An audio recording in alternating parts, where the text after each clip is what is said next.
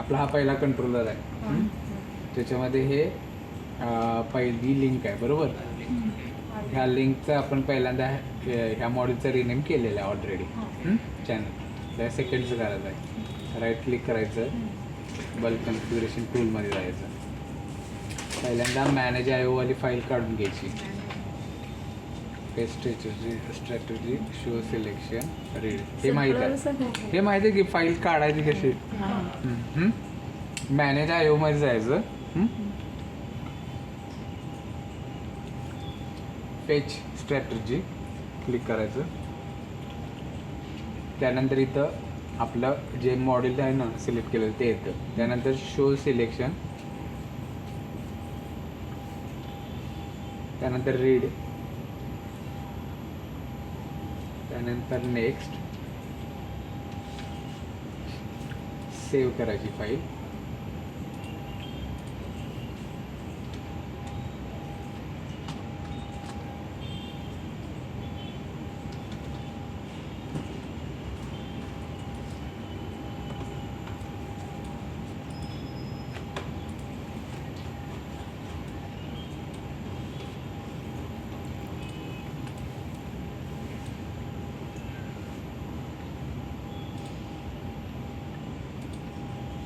फाईलला नाव द्यायचं 02. सेव्ह केली, क्लोज करायचं. लगेचच परत सेम टू सेम बल्क कॉन्फिगरेशनमध्ये टूलमध्ये जायचं. रिनेम स्ट्रॅटेजीजमध्ये जायचं.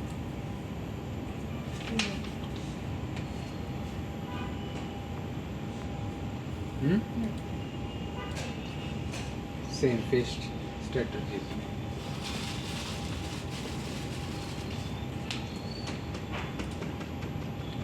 शो सिलेक्शन करायचं.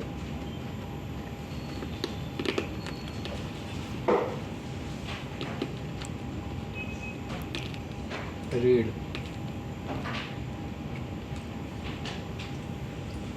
नेक्स्ट.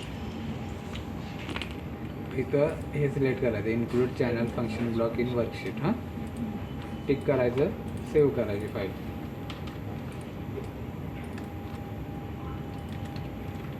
त्याचं काही स्पेसिफिक नावाने सेव्ह करायची की असं नाही, तुमच्या पद्धतीनं. म्हणजे एकतर तुम्ही कंट्रोलरचं नाव देऊन त्याच्यामध्ये आता आपण एका मॉड्यूलचं करायचं आहे. नेक्स्ट टाइम करताना काय एका लिंकमध्ये जेवढे पण मॉड्यूल आहेत तेवढे सगळ्यांचं करायचं आहे.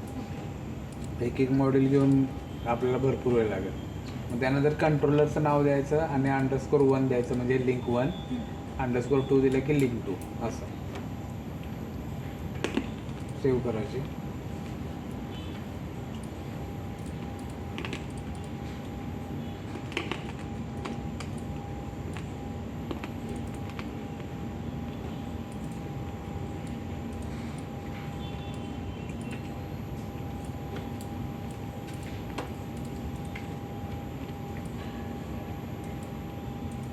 दोन्ही फाईल आपल्या लोकलला कॉपी करून घ्यायच्या.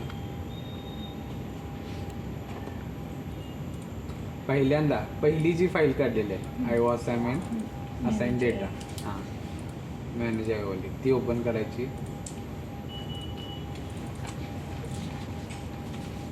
केली. त्यानंतर इथं मॉड्यूल नेमच्या पुढे एक एम्प्टी कॉलम ॲड करायचा. कॉन्कॅटिनेट करून घ्यायचं.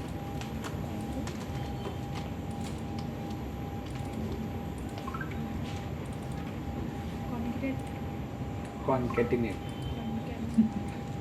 तू कॉन्व्हेटची आहेस नको. कोणाला? हां ओके. त्यानंतर मॉड्यूल नेम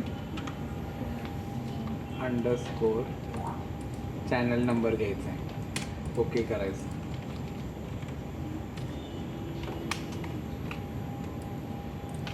हॅलो. त्यानंतर आपली जी शीट आहे कंट्रोलर 1ची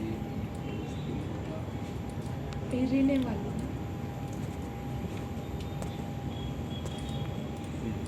ही वाली.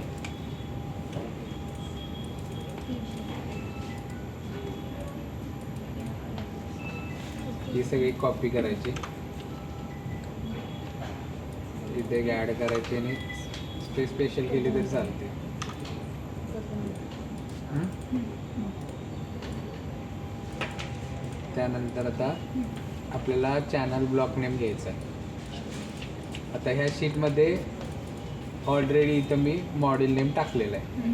हां, तर हे फक्त ही शीट कॉपी करून घ्यायची इथे पूर्णपणे, VLOOKUP लावून घ्यायचा. हा रेफरन्स घ्यायचा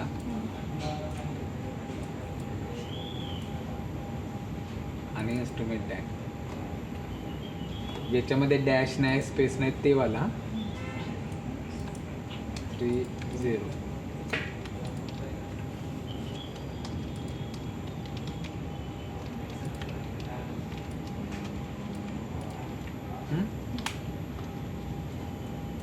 त्यानंतर परत दुसरीवाली फाईल ओपन करायची आपली.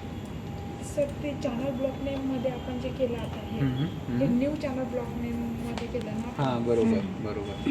आपल्याला काय ही ॲक्टिव्हिटी करण्यामागचा मेन हेतू काय आहे, हे आपण चॅनल असाईन केले DI DO AIO. तर हे चॅनल असाईन केल्यानंतर ते चॅनलचे नेमिंग असं आलेलं, पण आपल्याला चॅनल नेम IO असाइनमेंटमध्ये ऑलरेडी दिलेले आहेत ह्या पद्धतीने. हे आपल्याला चॅनल नेम आपल्याला ते कंट्रोल बिल्डरमध्ये अपडेट करायचं आहे आणि मग हा चॅनल नेम त्या स्पेसिफिक CMच्या अंदर म्हणजे रेफरन्सच्या याला असाईन करायचा. असं आहे ही ॲक्टिव्हिटी आहे नेमकी. झालं.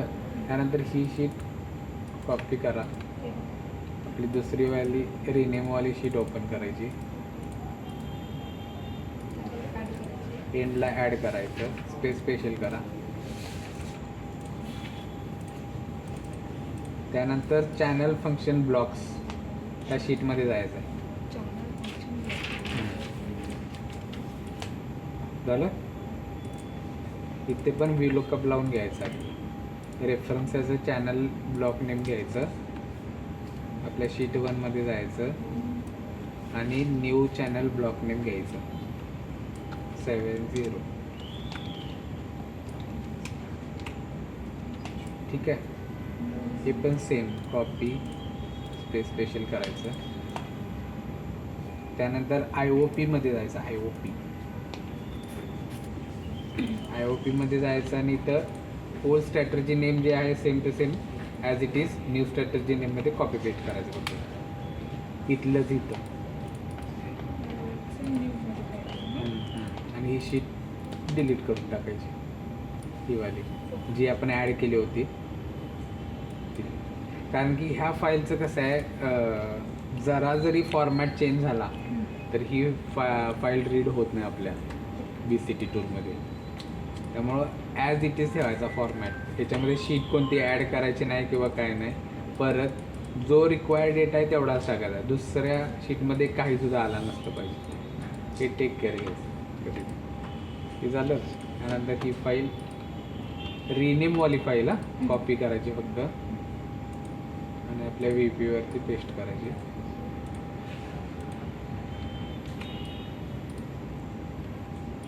तिथंच केली असेल तर रिप्लेस करायची. झाली पेस्ट. त्यानंतर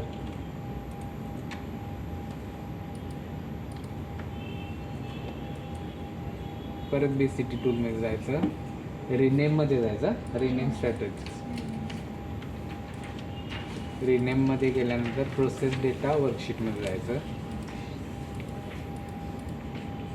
त्यानंतर या 3 डॉटवरती क्लिक करायचं.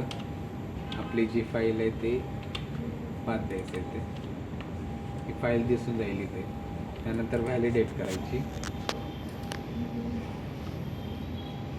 Okay, without no error. आणि त्यानंतरच सेव्ह टू ARDB करायचं. झालं. एवढंच सर. हा सिम्पल आहे. सर ERDBचा लॉंग फॉर्म काय? DBचा डेटाबेस ERचा